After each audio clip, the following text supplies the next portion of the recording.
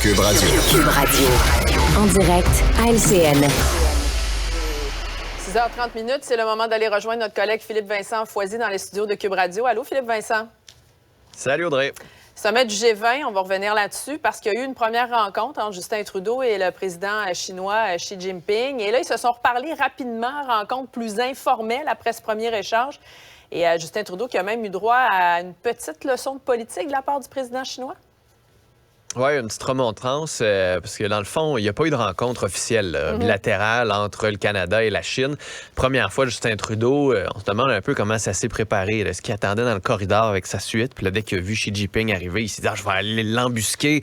Et là, il y a eu la petite discussion. Puis après ça, le bureau du premier ministre a dit « ah oui, on y a parlé de l'ingérence étrangère, l'ingérence chinoise dans une élection en disant que ça n'a pas de bon sens, etc. » On refuse de dire du côté du gouvernement canadien si on a fait une demande de rencontre officielle, si on s'est fait bouder par les Chinois. C'est juste que là, Xi Jinping a fait « ah oui, on va lui redonner la monnaie de sa pièce ». Donc, en fin de G20, M.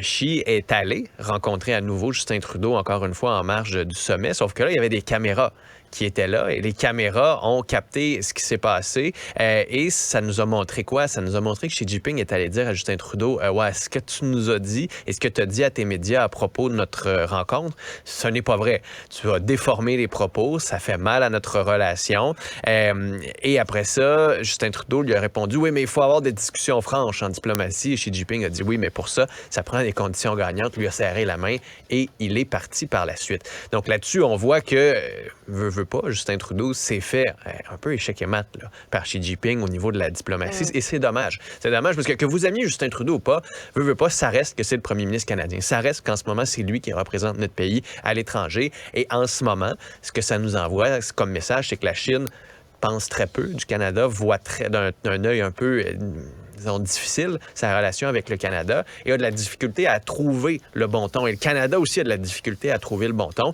Après ça, ça va être de voir à quel point on est capable de se tenir debout, à quel point on est capable de tenir notre bout aussi. Ça va déplaire à la Chine. Tant mieux. On n'est pas obligé de faire plaisir à la Chine, comme peut-être le gouvernement a essayé de le faire depuis quelques années. Et tant mieux si on commence enfin à voir cette relation-là d'un bon œil et qu'on soit en mesure de se faire un peu plus respecter comme pays et non pas juste comme leader de la part de cette grande puissance-là.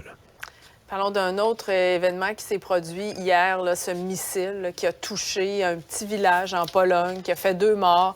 La Pologne, qui est un pays membre de l'OTAN, mais là, la prudence est de mise là, pour voir, parce qu'on n'a pas encore toutes les réponses, notamment sur l'origine de ce missile-là.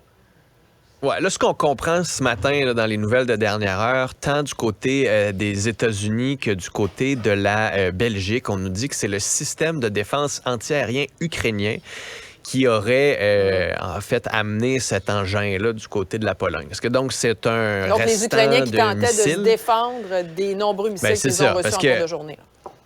C'est ça, parce que la Russie a fait pleuvoir des centaines de missiles sur l'Ukraine, notamment proche de la frontière avec la Pologne. Et là, ce qu'on aurait, c'est que ce système-là aurait intercepté un missile. Est-ce que ce serait un débris de missile, un restant de missile ou un de ces explosifs-là du système antiaérien?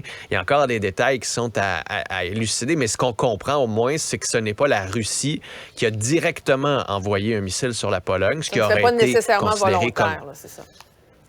Non, ben c'est pas volontaire. C'est pas la Russie qui a envoyé ce missile-là sur la Pologne, donc ce n'est pas un acte de guerre. Donc ça calme, je te dirais, de plusieurs crans la tension. Parce qu'hier, je pense qu'il y en a beaucoup qui ont retenu leur souffle en disant si c'est un acte de guerre contre un des pays de l'OTAN, c'est un acte de guerre contre tous les pays de l'OTAN, et l'OTAN n'aura pas le choix d'embarquer dans ce conflit-là. Donc ce n'est pas ça qui se passe en ce moment. Ceci dit, ça amène quand même un point important. Comment ça se fait que la Russie peut faire pleuvoir des missiles comme ça? Ça pose des risques de sécurité pour les pays voisins, on le voit maintenant. Et il serait temps que l'OTAN se pose une question sérieuse. Devons-nous fermer le ciel ukrainien? Devons-nous entrer en Ukraine pour protéger l'espace aérien, ne pas intervenir dans le conflit, mais s'assurer que ces missiles-là arrêtent de détruire des écoles, des hôpitaux, des infrastructures énergétiques pour faire geler les Ukrainiens cet hiver, arrêtent aussi d'avoir ce genre de dommages collatéraux-là sur certains de nos pays alliés qui ont quand même fait 2 morts en Pologne.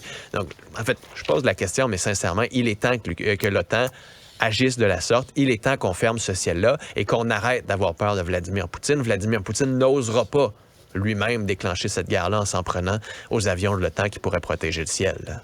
Merci, Philippe Vincent. Attention à la neige, Salut, sois Audrey. prudent. On se reparle demain. Ah, c'est le Maître dans l'art de